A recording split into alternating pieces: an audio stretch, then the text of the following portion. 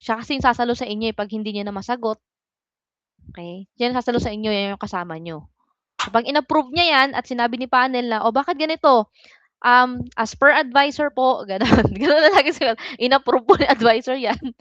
Nagpa-check po kami, gano'n. Kasi um, may mga tendencies 'no, last na na-validate ko na may mga nangyari na, um, hindi sila sinalo nung advisor. Okey, so sila yung nasisi doon sa kanila kasi actually yung buong thesis paper nila ini-revise, pina-revise ng panel. Ang panel naman sa inyo si Doc Caindoy, eh, tama ba? So, si Doc Caindoy as a panelist 'yan na na-experience ko din doon sa mga previous ko na vinalidate, gusto talaga niya specific, yun ang mga tinatanong niyan, okey. 'Yun. So, nasa sa inyo kasi 'yan kung papaano ninyo though ang inyong kahit ang inyong research paper is simple o hindi siya gano'n ka-complicated, 'pag tinanong kasi kayo, nasa sa inyo 'yan kung papaano niyo siya ide-defense, eh. Magiging maganda ang inyong research paper kung papaano niyo siya na-defend ng maayos. Paano niyo na-explain sa panel ninyo na bakit 'yan yung pinili ninyo, ano yung purpose ninyo, ano yung gusto niyong mangyari. At kung nasagot ba ng inyong kasi ang itong survey kaya kayo gumagawa kasi ng survey, itong survey kasi is dapat 'yan nasasagot niyan yung SOP niyo. Kaya nga ako hinihingi ko yung inyong paper, kasi binabasa ko yung SOP niyo dun. Dapat ang SOP niyo nasasagot ng survey questionnaire. Kaya yun yung purpose ng nagpapa-survey. Which alam ko naman na-discuss naman na 'to yata sa inyo ni Sir MB. Siya rin yung research ano niyo 'no, professor ninyo, tama ba? Eh, opo, ma'am. Kasi may ibang section na iba yung research professor, iba yung research advisor. Parang may gano'ng section. So, yun. Um, so balik tayo, okay, so or puwede niyo naman na maglagay na lang kayo ng age tapos ilalagay na lang nila kung ilang taon sila. Puwedeng gano'n, Paano po yun, okey. ma'am? Si Sir MD po kasi naglagay ng mga age na po yan, eh. Age hindi, ito lang naman kasi is, sa akin lang naman. Kasi ito yung normal groups, eh. Kanyo sabi mo, "Sir, ito po yung" kasi babasahin naman 'to ni Sir MB, papasa niyo 'to sa kanya, eh.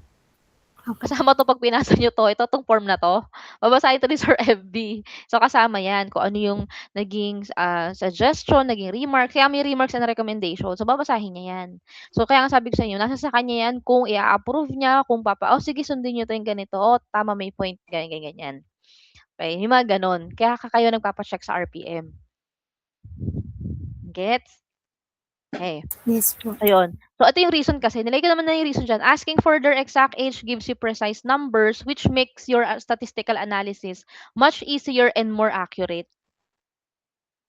Kasi i-aano niyo naman 'yan, eh, tawag dito, ipapa-statistician niyo 'yan, eh. Si statistician ang gagawa niyan, ng computation. Depende sa anong bang statistical treatment ang ibibigay or i-a-advice sa inyo si Ma'am Mayor ata ang statistician niyo, eh, 'no? Tama ba? Uy. Parang hindi po ata, ma'am. Hindi ba? Parang may iba? O sige.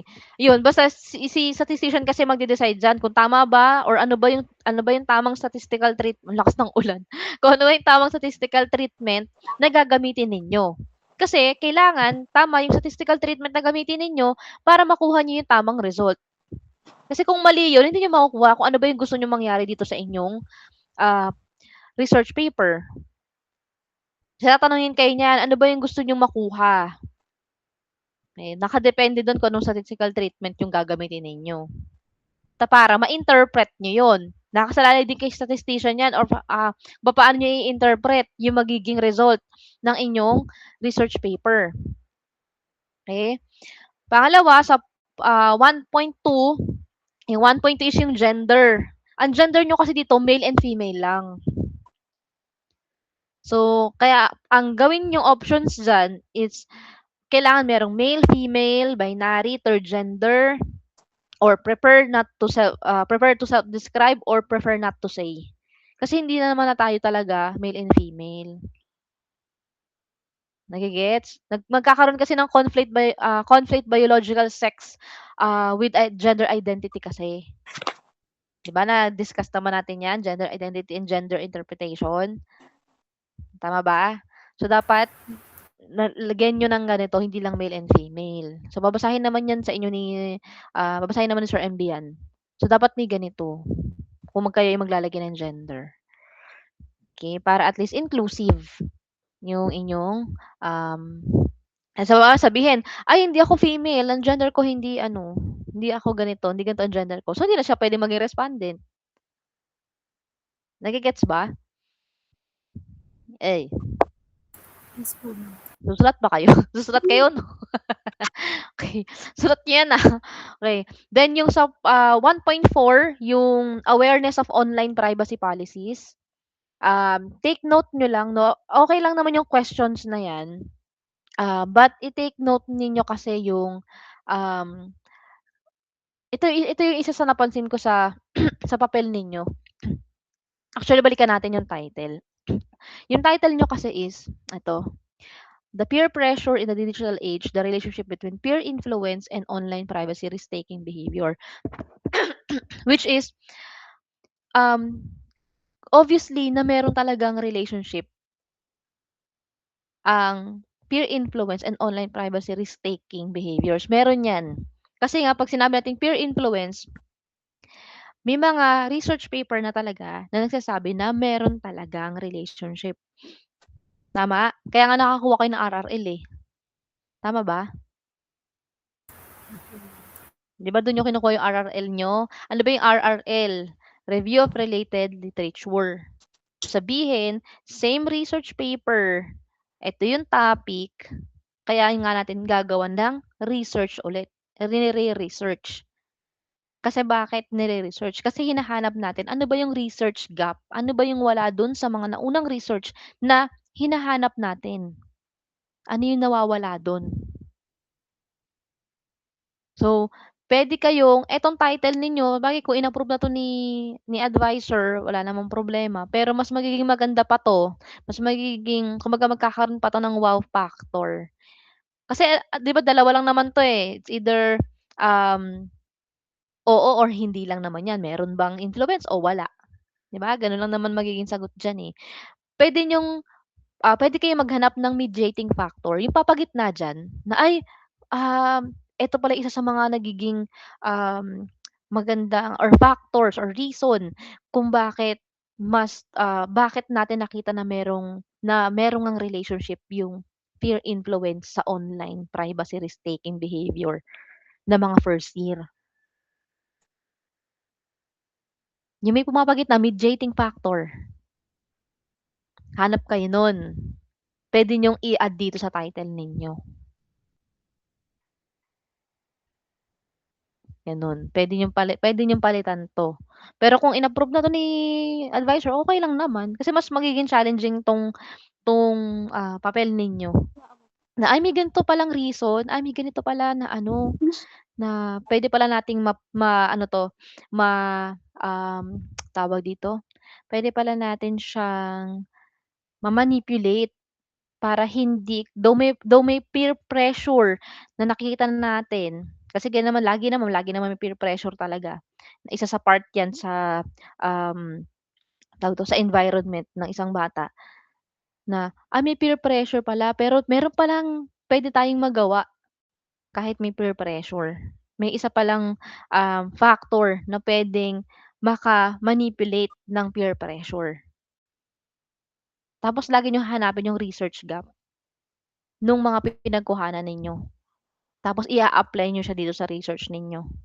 So, you need to take into consideration na, may ganito pala. So, kaya namin siya nire-research ganyan, ganyan. Kasi naman itatanong sa inyo, eh, bakit kayo nagre-research niyan? Anong anong anong, purpose ninyo at ano yung benefits na makukuha ng first year diyan, nage-gets? Uy, Yes po, ma'am. hirap na ba? Okey lang 'yan. Alam niyo pinaka-chill nga sa inyo na adviser si Sir MB, sa totoo lang. Yan yung pinaka-chill, yung mga past na nahawakan ko na nagpa-validate. Pinaka-chill yan si Sir MD. Tsaka mas okay siya kasi naki-cater kayo kahit wala kayong klase. Okay. Tawag dito? Eto, then yung inyong, questionnaire at sabagay sa baba ko na lang ito di-discuss. Okay. Sabi ko dito sa 1.4, keep this question, yung, awareness of online privacy policies, pero i-take note ninyo na yung awareness nila is self-reported awareness yun. Yun yung pagkakaalam nila. Okay? Naintindihan ba? What they think they know. Kasi merong mga first year na, ay may ganito palang privacy policies. Akala ko kasi ganito eh. Ay hindi pala. Eh yun kasi yung pagkakaalam ko eh. I-take note niyo yan ha.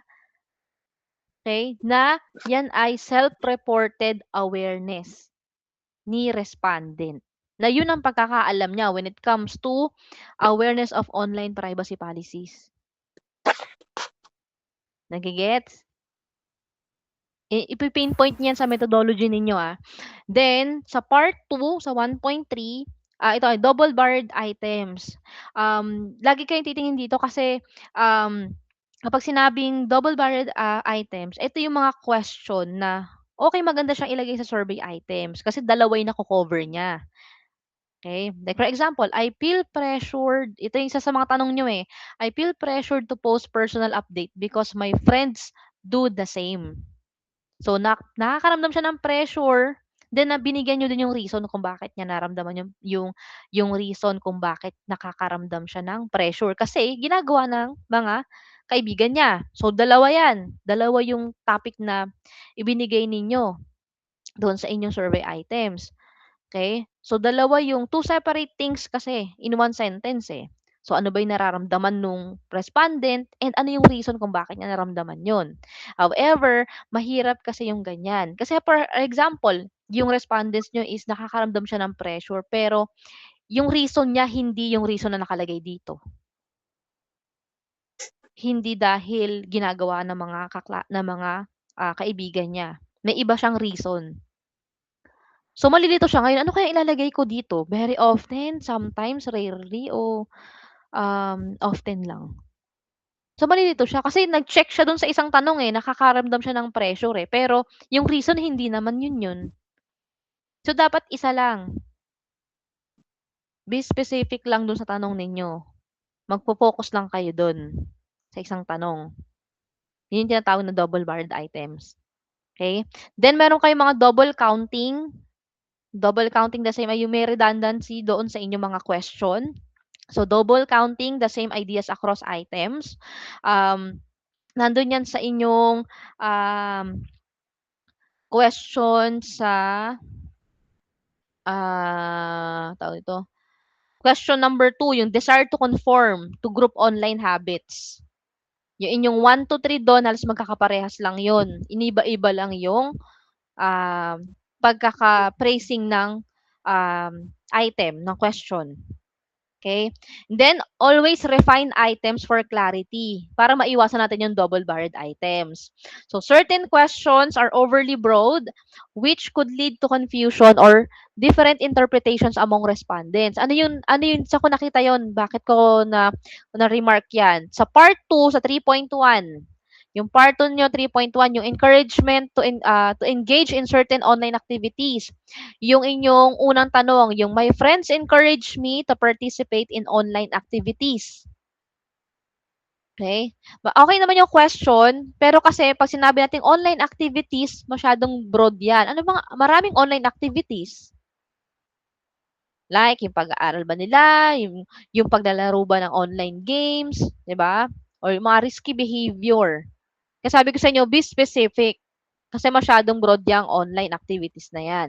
So, be specific. Ano ba yung ibig sabihin nyo ng online activities? Palitan nyo yan. Maglagay kayo ng specific dyan na activity. Nagigets po ba? Yes po. Okay. Then, remember that some of the items are in negative or opposite form and it must have reverse scaling approach. Like, for example, meron kayo ditong Positive, halimbawa, my friend encouraged me to participate in online activities that I would not normally try. So, may encouragement na nangyayari. So, positive, lagyan nyo ng negative. Bakit natin ginagawa yan? 'Di ba kapag kayo naman ay nag-psych assessment, 'di ba? So, isa sa mga dapat na ituro sa inyo doon sa psych assessment is dapat, 'di ba, or hindi lang sa psych assessment, sa IO natin, meron tayong tinatawag na reliability and validity. So, para malaman natin na reliable yung sagot ni respondent. So, pag sinabing nating reliable, ano ba dapat meron doon? Kung natatandaan niyo pa, yung ibig sabihin ng reliability and validity. O, recitation. Charot. Di ba pag sinabing reliable, dapat meron nakikitaan natin ng consistency. So, kapag siya, sinabi niya sagot niya is, okay, very often kaming na-encourage ako ng friends ko na mag-participate sa online activities. Tapos, ni-negative niyo yan, binaliktad niyo yan, yung tanong. Tapos, yun pa rin yung sagot niya. So, walang consistency ng sagot. Kasi dapat, kung nag-4 siya doon sa my friends encourage me to participate, which is positive, pag ginawa niyong negative yan, dapat magwa-1 ang sagot niya. Hindi dapat magpo-4. Nage-gets? Ay. Nage-gets ba yung sinasabi ko na kailangan merong reverse scaling.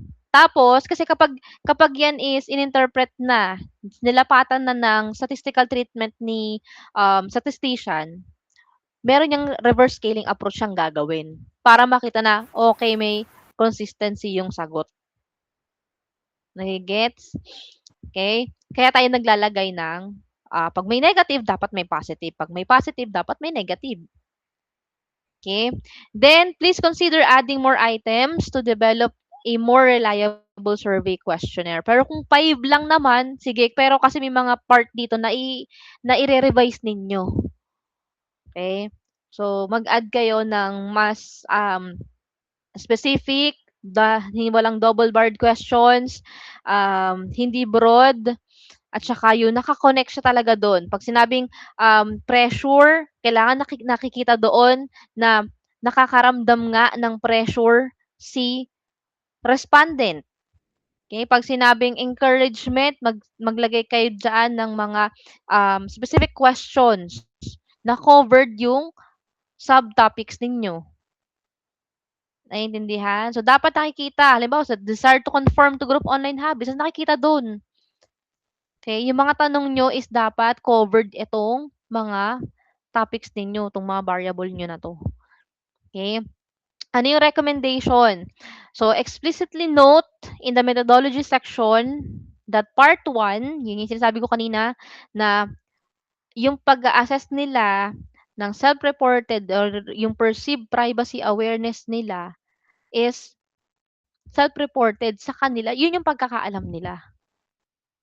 Okay? Yun yung alam ko eh. Ay, hindi pala yun yun. Meron pa pala.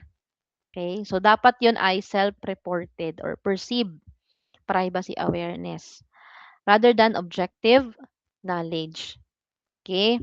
Then, yung inyong last part, maglagay kayo ng open-ended question. Okay? Open-ended. Kasi yung iba kasi nilalagay lang recommendation tapos blank na.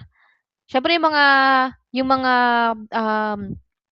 respondents niyo, tatama din na yan, nagsagot na nga eh.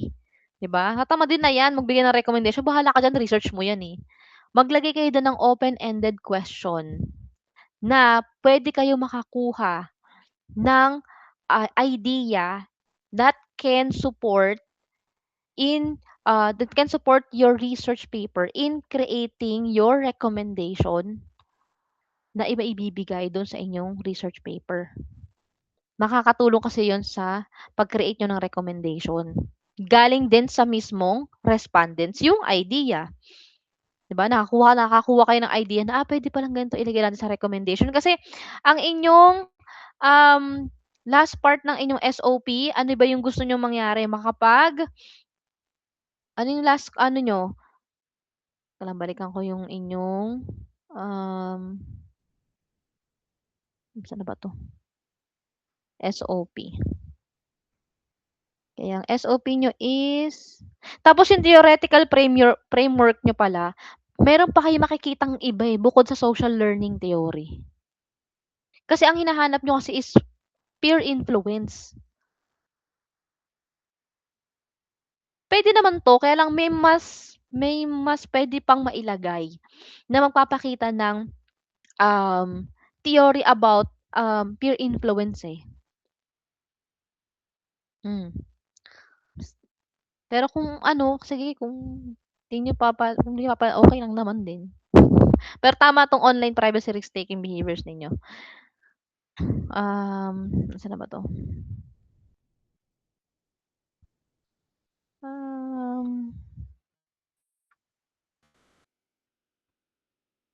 Saan na ba yung SOP? Respondents. Ito, yung last part kasi ng SOP ninyo is, ano na nawala? Saan ba yung SOP niyo? Moderate. Sample technique. Asan yung SOP niyo? Nawala tuloy dito. Design, methodology. Parang wala dito pala. Saan na ba yun? Significant. Ayan, ayan. Ayan. Based on the results, what digital safety guidelines and awareness campaign can be proposed? So, mag-create kayo ng open-ended question na pwede kayong makakuha ng idea dito sa na masagutan yung inyong, SOP number 5. So, ano kaya magandang digital safety guidelines awareness campaign yung pwede nating magawa or ma-create na, mas madaling maa-adapt 'no, ng mga first year, ganyan. So, sa kanila rin kayo kumuha ng idea. So, mag-isip kayo ng open-ended question na masasagot 'tong or magkakaroon kayo ng idea masagot 'tong number 5 ninyo na SOP. Kasi makakatulong 'yan sa paggawa ninyo ng recommendation. Kasi magke-create kayo, eh. So, dapat digital din 'yan. Kasi digital itong ano niyo, eh. Okay? And then saan niyo siya puwedeng i-propose na puwede siyang magamit ng school, puwede siyang magamit ng, tawag dito, ng department, puwede siyang magamit ng halimbawa ng guidance office, gano'n. Madali siya dapat ma-access. So, yun yung, kailangan niyong, masagot do'n sa question number 5. So, para magkaroon kayo ng idea, mag-create kayo ng open-ended question, wag kasi yung 'pag sinabing open-ended, question, no, hindi siya answerable by yes or no. So, magsusulat talaga sila kasi may nagbigay kayo ng question. Para mapilitan silang magsulat dun. Pilitan nilang maglagay ng recommendation. Nage-gets? Nage-gets ba? Yes po. Para hindi lang kayo nag-iisip, pag-isipin yung respondents ninyo. Total bibigyan niyo naman sila ng candy, 'di ba? Hoy, wag kayo masyadong anuhin yung mga respondents ha, at nanghihingi kayo ng time diyan. So kung 'di ba nung last time kayo yung mga respondents ng 4th year, so alam niyo yung pakiramdam 'di ba, na maging respondent. So ngayon naman mararamdaman niyo yung pakiramdam administer ng survey. Okay? So kahit candy bigyan niyo yung mga 'yan. So, kaya nga dapat ang questionnaire niyo is maiksi lang. So, mga 2 to 5 minutes lang na masasagutan nila. Kasi siyempre may mga kaklase 'yan, naintindihan? And then kung may spare time sila, sabihin nagre-recess yung mga 'yan, naka-break 'yan, nag-aantay 'yan or nagre-review 'yan, okey? So, 'yun. Eh, ngayong sem kasi hindi ako nagturo. So, wala ako kay BestLink ngayon. So, check natin kung by next sem kung babalik ako, para matulungan ko kayo kung sa bibigay niyo ng survey. Puwede ko kayong papasukin kapag may klase kung kayo ay mag-a-administer ng survey, gano'n lang. So, kumausap kayo kasi first year 'to, so kumausap kayo ng mga alamin niyo yung schedule ng prof na puwede niyong pasukin. Alamin niyo yung schedule ng first year. Kasi first year ang target ninyo. Which is konti lang naman sila, parang ilang section lang, 5 section lang ata sila ngayon. Yun. So, ayun lang yung aalamin niyo dun. So, nilagay ko lang dito is minor revision lang naman kasi hindi naman yan papalitan. Okey naman yung inyong mga, ano naman kasi 'to, eh, modified na 'to, eh. So, 'pag sinabi kasing modified, galing na 'to sa standardized test. Okey, hindi naman kasi siya talaga yung kinreate niyo na as in kayo talaga yung nag-draft, tama? May question ba? Eto, ise-send ko 'to kay Petalio na lang. Se-send ko 'to sa'yo, ipi-print mo 'to, ibibigay mo kay Bentulan. Plus yung certificate of validation, may template 'yun, ipi-print niyo 'yun, i-a-attach niyo dito, ibibigay niyo kay Bentulan. Si Bentulan ang imi-meet ko para pirmahan 'yan kasi kailangan daw is pen and paper. So hindi daw ina-allow ang e-signature. Kaya ang advice ko din talaga sa mga group na huwag kayong humanap ng RPM na sobrang layo kasi kailangan ang signature hindi puwede daw ang e-signature kasi na-experience ko na 'yan doon sa mga past 4th year na naghanap sila ng ibang RPM kasi nga konti lang din yung nagva-validate. Ngayon yung naghanap sila sa online tapos taga-probinsya. So, nahirapan sila kasi biglang binago, eh. Kasi nung una, puwedeng e-signature, tapos binago. Sabi, "Ma'am, ano na lang daw po, kailangan daw po talaga handwritten daw po yung pirma ninyo." Kasi ako yung nag-provide na ng ano, eh, ganito, eh, sinend ko na may signature ko. Ngayon pinabago. Kaya bumalik sila lahat sa'kin, pinirmahan ko isa-isa. So, kaya sabi ko nga dun sa mga group na magpa-check na kayo para pagpunta sa'kin ni Bentulan, isahang puntahan na lang si Bentulan. Para siya na lang yung pupunta, hindi yung, "Ma'am, ano meet po kita ganito, ganyan." Pumunta na naman tayo ng gano'n. Hmm, gano'n ang eksena. Kaya para isahan na lang. So, ibigay niyo 'to, importante 'to kasi i-a-attach 'to dun sa inyong papel, sa inyong, iko-compile niyo 'to, eh. So, importante 'yan, ibigay niyo kay Bentulan. Ise-send ko 'to kay Petalio. Tsaka yung CV.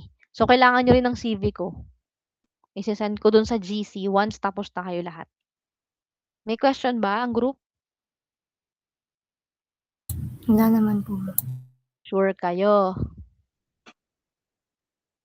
Sure kayo, wala ng question. Meron pa tayong ilang minutes?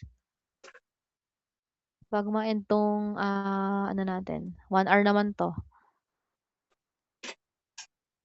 May 25 minutes pa. May gusto kayong tanungin bukod dito sa inyong paper? Tsaka pala, maghanap kayo ng kahati ninyo sa template. Yung template na paper, hanap kayo ng halimbawa kung makapal 'tong inyong research paper, hanap kayo ng manipis lang na research. Kasi maghahati kayo dun, eh. Parang nung time namin yung template na paper na yun yung template paper yun yung dun kayo magpi-print. Dun niyo ipi-print 'to. So, may bayad yun. Hindi siya puwedeng tingi. Parang nung time namin nasa 1,700 ata yun, yung papel na yun. Kaya 'pag nagkamali kayo ng print bibili na naman kayo nun, eh, hindi na bibili ng tingi. Kaya humanap kayo ng makakahati ninyo. 'Wag na hindi makapal yung pages, na hindi marami yung pages ng research nila, Ilang piraso gano'n. po Kasi yun? 'pag ano yun, eh, parang ilan bang piraso yun? Hindi ko na matandaan pero ano siya, para siyang isang rim, para siyang bond paper, parang isang rim siya ng bond paper gano'n. Pero may template siya na kasi na nakalagay na logo ni Bestlink. Ewan ko bakit may ganyan, sabagay alam niyo naman na si Bestlink na puwede naman nating i-print na lang, 'di ba? Pero meron kasi sila doon na naka-print, na may logo, yun. So, naka-isang rim yun, binibili siya ng per rim. Yun, nasa 1,700 ata yun nung time namin, eh. Ilan 9 years ago na yun. So, hindi ko na alam kung magkano yung exact price na ngayon. So, yun. So, mag-ingat kayo sa pag-print. May nagpi-print na alam ko sa MB ata, eh, na alam na nila kung paano yung pag-print. Ibibigay niyo na lang yung template sa kanila, yung pinakapapel, ta's sila na magpi-print. Merong gano'n, eh, gano'n. Pero nung time kasi with Doc dati, um sila na yung nag-print, hindi na kami. Sila na, parang binayaran na lang namin, pati book bind, sila na rin kasi meron silang tie-up dun eh, parang gano'n dati. Ewan ko lang ngayon sa inyo, sa department ninyo kung merong gano'n or kayo yung mismo magpapa-bookbind kasi may CD pa kayo na bibilhin eh. Yun, basta malalaman niyo 'yan 'pag siguro next sem, tama next sem malalaman niyo yung paano yung compilation niyan ng ipapasa ninyo. Bukod sa bookbind niyo na research, may ipapasa pa kayong iba. Yun, may CD pa 'yan. Yun, so yun lang, ano pa ba, marami pa kayong revision na gagawin dito, maniwala kayo sa hindi. Masuwerte kayo kung hindi na kayo magre-revise. Pero marami pa 'yan kasi up to the final defense, may ah, edit pa rin sa inyo, may ipapa-change pa rin sa inyo, may ipapaulit pa rin sa inyo, may papapalitan pa rin sa inyo diyan. Gano'n siya. So, hangga't hindi siya nache-check ng final, huwag niyong ipi-print do'n sa template 'yan. Parang awa niyo na magastos 'yan, uulit kayo. 'Pag sinabi na, "Oh, approve na 'to for printing," tsaka kayo mag-print. 'Pag pina-print niyo or kung kayo ay magpi-print, double check niyo. Bawal magkamali diyan kasi uulitin niyo 'yan. At hindi nakakabili ng tingi na template. Per rim 'yun. Kaya nga yung iba 'pag may sumosobra sa kanila, binebenta nila per piece. So, maghahanap kayo ng gano'n. Halimbawa, nakulangan kayo ng pages. Oh, may mga iba na sobra ng pages, binebenta nila 'yon per piece, yung template na 'yon. So, make sure niyo lang. So, ibibigay niyo kay Bentulan. So, iintayin ko yung iba kasi pangalawa pa lang kayo. So, kay group ni Bentulan tas sa inyo, pangalawa pa lang kayo nagpapa-validate. So, sana this week matapos para at least mapirmahan na, kasi ipapa-check niyo pa 'to kay Sir MB, eh. Papasa niyo 'to, eh, kay Sir MB. Gano'n kasi yung nangyari dun sa Octoberian na hawak ni Sir MB, last sem. Kinailangan nila 'to, pina-check para makapag-start na sila ng pagpapa-survey. Kasi 'pag wala nito, hindi kayo mag-i-startin niyan. Nage-gets? May question pa? Wala na po. Sure. Sure kayo, habang andito ako. Magtanong na kayo. Anong question niyo? Tapos yung template pala ng certificate ninyo, may sinend ako kay Bentulan. Not sure lang kung yun pa rin ang gagamitin. Kasi itong validation sheet, wala na ito dati eh. Ako yung nagpo-provide ng template eh. Pag nagpapa-validate yung mga fourth year, ako nag-provide ng template nun. So nagulat ako may ganito na binigay. Just very good. Okay, may ganito na siya na binigay. Kaya okay, maganda. Nakaisip naman sila na merong ganito na na template na ganito. Kasi dati may binibigay akong template, ganito yung binibigay kong template sa mga ganito yung template na ibinibigay ko. Pero parang ganito rin naman, pero at least yun kasi meron siyang remark sa gilid ng bawat items. Kasi ito naka-generalize na 'to eh.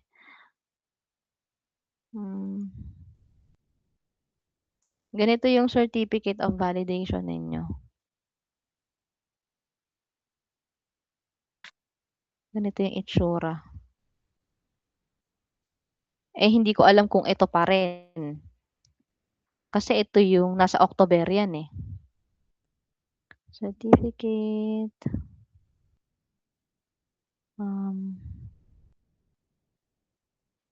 Window. Ito, ganito siya.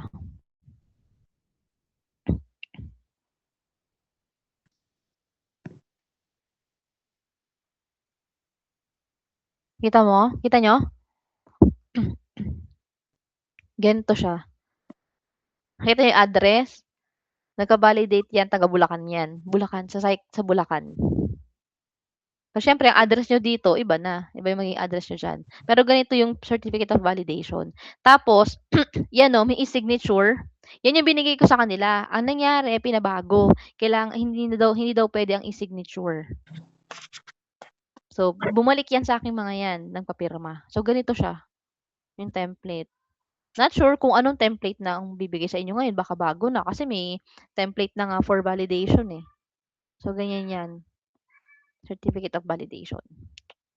Yan na itsura.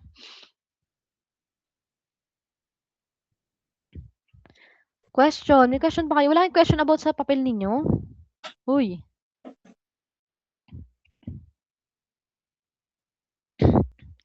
Kung magpapa-survey kayo, 100 student ata yung inyo dun, no? Hindi ako nagkakamali. Yes Make po. sure nyo na magagawa nyo lahat yun, ha? Kasi pag hindi nyo nagawa lahat yun, alam ko naman ang ginagawa ninyo. Kayo na lang magsasagot niyan. Pag yan hinanap ni 150 Doc na daw, ma'am. Kaindo. Ha? 150 na daw po yung kailangan.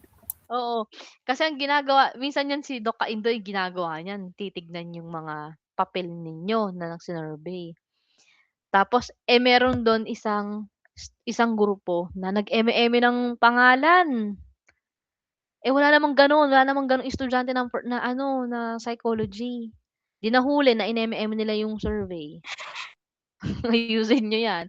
Kung halimbawa kayo ipinapa-survey ng 150, dapat totoong estudyante na 150 na estudyante 'yan. Mabilis lang naman 'yan. Tiyagain niyo na na makapag-pa-survey ng 100 na estudyante, na totoong estudyante. Ha? Kasi mahihirapan din kayo diyan sa interpretation. Ayusin niyo 'yan, ha? Gano'n gawin niyo para at least malinis ang inyong konsensya. Malinis yung paggagawa niyo ng research ninyo. Kasi attachment 'yan, and may documentation 'yan, magpi-picture kayo na nagpa-survey. So, kailangan 'yan for documentation. Ano pa, ilan bang RPM pinapahanap sa inyo, 3? Parang si Sir MB kahit isa lang daw, 'no? Tama ba? Opo, ma'am. Oo, ganyan Sir MB kahit dun sa iba, Pero sa ibang section kasi 3 ang nire-require sa kanila. Yun din daw yung sabi ni Doc Indoy. Kasi ang ginagawa nung ibang grupo, 'di ba 3 yun. So, kung 3 ang pinapahanap, halimbawa ako nakapagpa-validate na kayo sa akin. Hindi yung binalidate ko na yung ibibigay ninyo. Ang ibibigay ninyo dun sa pangalawang RPM, yung original pa rin na ginawa ninyong survey na items. Ngayon, 'pag nakapagpa-validate na kayo sa 3, tsaka niyo i-co-collate ano ba yung mga sinabi nila na kailangan nating gawin. May pinapa-revise si RPM 1, si RPM 2, at si RPM 3. So, isa-summarize ninyo yun, collate niyo lahat ng ano ba yung pinapagawa sa atin, tsaka kayo maggagawa ng final revision ng inyong survey items. Gano'n ang gagawin ninyo, kung 3 ang pinapahanap. Na-gets? Kasi talaga dapat 3 'yan. Kung uubra naman pala na isa kay Sir MB, o di isa. Siya naman ang advisor ninyo, Ngayon kapag tinanong kayo ng panel na, "Bakit isa lang?" Yun po yung sabi ng advisor namin, isa lang daw po. Puwede na daw po yung isa. Pero galing na mismo kasi kay Doc Indoy na 3 dapat ang RPM. Yun. So, nasa advisor niyo na 'yan kung paano kayo, ide-defense ng advisor ninyo. So yun. Yun yung gagawin ninyo. Tapos nasa sa inyo rin 'yan, kung magpapa-validate pa kayo na halimbawa ito na-validate ko na, tapos ire-revise ninyo, "Ma'am, tama na po ba 'to?" Nasa sa inyo 'yan kung magpapa-check pa kayo ulit. Pero kung ako sa inyo, para makatipid kayo, ipa-check niyo na lang sa advisor ninyo. Kasi per validation, per checking ang payment niyan. Kasi panibagong pirmahan na naman 'yan. Nage-gets niyo? Uy. Kasi may Opo, mga ma'am. grupo na nagtanong sa akin na, "Ma'am, paano po yung kasi sa ibang section 3 yung hinahanap sa kanila." So, nakapagpa-validate na sila sa 3 RPM. Ngayon ang tanong sa akin, "Ma'am, puwede po bang magpa-check ng final na revision namin?" So, binigyan ko sila ng option, puwede naman. Puwede naman kayong magpa-check, pero another payment 'yan. Kasi ipapa-check niyo 'yan, yung final revision niyo. Mag-iiba yung date niyan. Tapos nasa sa inyo rin kung magpapa-check pa ba kayo ng final or hindi na, or puwede niyo ngang ipa-check 'yan kay advisor na, "Puwede na po ba 'to?" Gano'n. Gano'n ang eksena niyo para makatipid din kayo. Pero kung kayo ay laban na laban, puwede kayo magpa-check talaga na, "Nag-double check 'to." Gano'n. Puwedeng gano'n kasi may gano'ng grupo, na nagpa-final check pa sa'kin na, "Ma'am, ito na po yung final revision namin." Nagpa-check sila talaga. So, nasa sa inyo 'yan. Okay. Pero ito naman kasi is modified. Konti na lang naman yung gagawin niyo rito, konti na lang yung papalitan niyo rito, konti na lang yung, iaayos niyo dito. Okey na 'to. Once na na-check na 'to, napalitan niyo na, pakita niyo na yung final na survey items ninyo kay Sir MB. Which is maluwag naman si Sir MB, hindi naman siya mahigpit na adviser din, eh. As na-experience ko siya sa dati ng mga binalidate ko na group. Siya yung pinaka, magaan, pinaka-chill na research advisor. Swerte niyo nga, eh. Punta kayo kay Sir MB.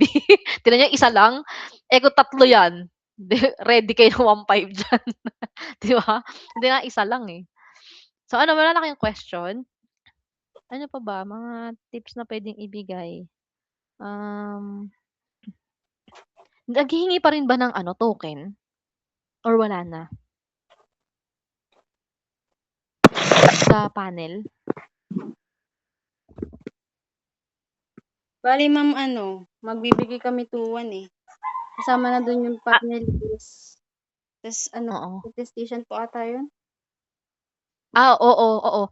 Oo, kasi dati sa'min nakahiwalay 'yun. So, hiwalay yung bayad ng research mismo, tapos hiwalay din yung bayad ng panel at ng panel, ng statistician tsaka ng grammarian. Pero parang gano'n din naman yung totality nun, hiniwalay lang kasi yung sa'min nun. Pero kasi dati meron pa kaming pa-token, buti nga parang pinagbawal na ata ngayon 'yan, ewan ko lang kung ibabalik nila.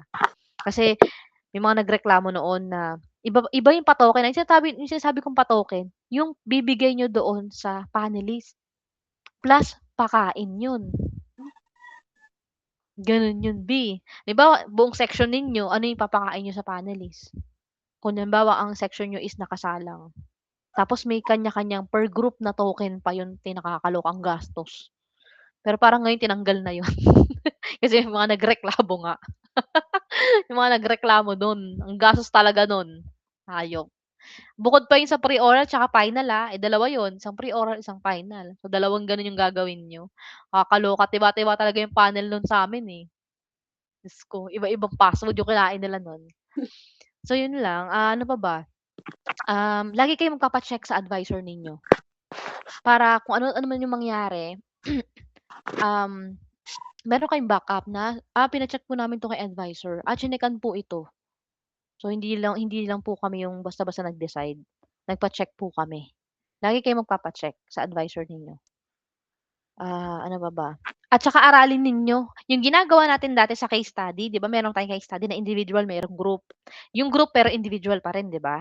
Na dapat alam mo pa rin yung part mo.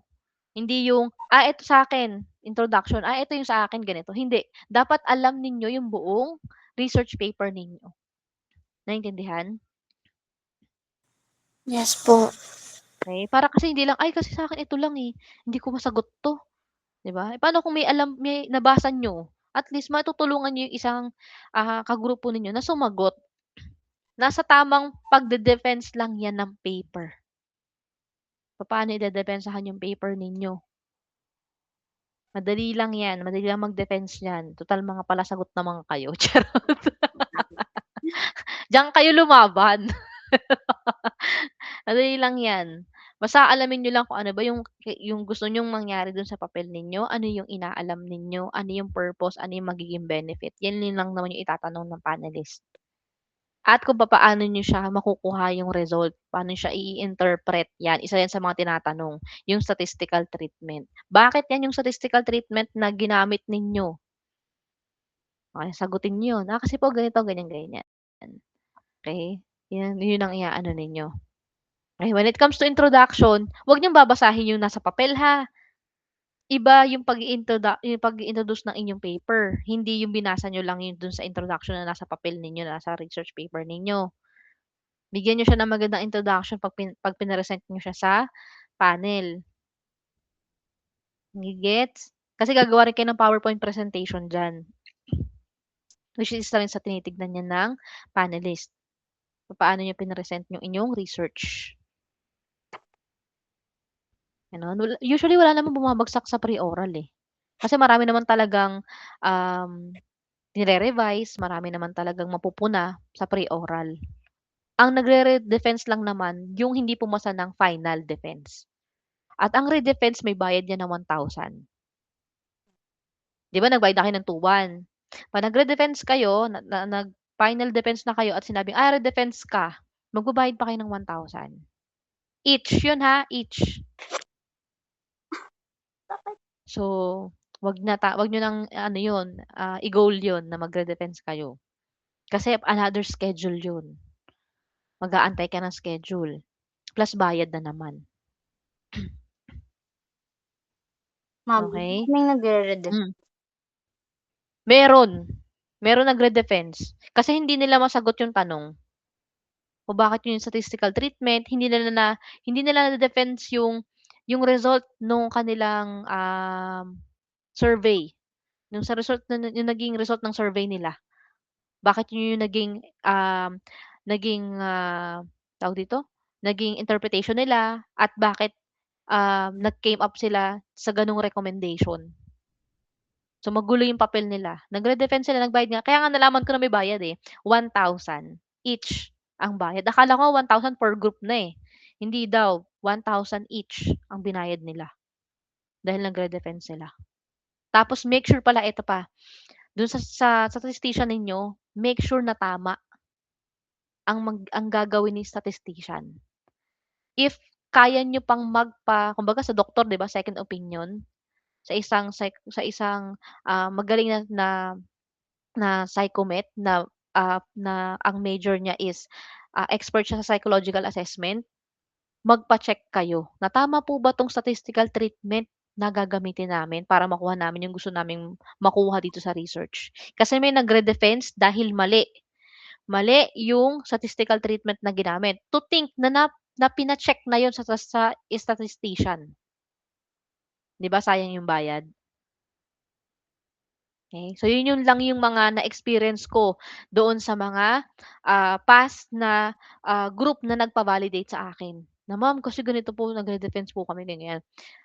So dahil sa mali yung statistical treatment na ginamit, mali yung interpretation ng statistician, nagre-defense sila. Yun. Na gano'n. So make sure na tama. Tama yung inyong gagamitin. Kasi makakaapekto yun sa result ng inyong papel. Naintindihan po ba? Ipaliwanag nyo sa statistician na ganito po yung gusto naming makuha. Ganito po yung purpose ng aming research. Bakit, at saka tanungin nyo rin, bakit ito po yung statistical treatment na, halimbawa sinabi niya na, ay hindi ganito yung statistical treatment na dapat nandyan sa inyong methodology, sa section, sa part 3. Dapat ganito, ganyan, ganyan. Tanungin nyo, bakit po? Bakit po yan yung gagamitin namin? Pwede kayo magtanong kasi may bayad sila eh. 'Di ba? Pwede kayong magpa-check sa advisor kasi bayad sila. Ang research advisor, alam ko, per group, nung time namin is 800 per group. Okay? Ang statistician and grammarian, naka-fix yan na tag 500 sila. Ganun. So, pwede kayong magpa-check kasi bayad naman sila. Nai-gets? Pero depende pa rin kasi yan kung ano ba yung time lang na available na sinabi nila. Na wag naman yun, ay kasi sabi ni Ma'am Shane magpa-check daw po kami. Mamaya mag-check kayo ng madaling araw dun. Hiya kayo. Masisi pa ako diyan, Magpa-check kayo kung ano yung binigay na available na schedule. Para at least hindi kayo mamroblema pagdating sa defense ninyo. Okay, may question? May question pa? Asumen? Base? Po. Yes. Base, may question pa, Base? Wala na po. Kaninong idea 'to? 'Tong peer pressure? Jasmine po. Base. Ha? Uy, May ano base? sa'kin? Ayan, nag-friendship over, ano ba? Pero ito lang ba yung talaga naisip niyo or may iba pa? Yan na po yung in-approve ni sir po eh. Pero may iba pa kayong binigay na topic? Yes po. Ano pa yung ibang binigay niyong topic bukod dito? Ano ma'am, about sa virtual po, na exercise ba yan? Marami po ma'am, 5 po. Totoo ba? Kasi ito kasi ano 'to, yung peer pressure kasi is ano na 'to eh, Pero sabagay meron kasi kayong online privacy rights. Kasi iba talaga hindi naman talaga nagbabasa, eh. Yung mga terms and conditions, 'di ba? Tini-tick niyo lang 'yan, eh, aminin niyo. Hindi naman kayo nagbabasa diyan, eh, 'di ba? So, Click lang ma'am yung continue. Yun Oo, na. nag-click lang, oo. Lalo na mga first year, sinigilang online, hindi nila alam. Tsaka iba yung pagkakaalam din nila nga, yun nga yung sinasabi ko na i-take note ninyo na perceived awareness nila yan, na yun ang alam nila 'pag sinabing na alam nila na wala silang halimbawa, na hindi nate-take risk yung kanilang personal information, hindi kasi nila alam yun, tini-tick lang nila. So dun niyo rin malalaman na may mga estudyante or may mga, respondents kayo na hindi sila aware. So isa rin sa mga magiging recommendation niyo na paano sila magiging aware dun, gano'n. So paano sila magiging aware dun, ano kayang puwede niyong gawing digital cameroots para maging aware sila, gano'n. Okey? So ise-send ko na 'to if wala na kayong question, magtapos na tayo in 2 minutes, gano'n. Okey, so may question pa? Wala na po. Good na? Good na, alam ng gagawin? Opo, ma'am. Okay, sige. Alright, sige good luck sa inyong pre-oral this month 'yan 'no? End of this month? September daw po, ma'am. Ay minove? Yun. Buti naman. Sige, good luck sa inyong research and sa inyong, pre-oral defense. Maggawa kayo ng ano, magsuot kayo ng pare-parehas, may gano'n 'yun, eh, para meron kayong may picture taking kayo. Gano'n 'yun. Dati may gano'n kami, eh. Para ramdam na ramdam niyo 'no, na nagpe-pre-oral defense kayo, gano'n. Sige, good luck ha. Cha-chat ko na lang kay ano, i-send ko na lang kay Petalio. Okey, Thank yung you po, papel. ma'am. Okay, thank you. Bye-bye. Bye.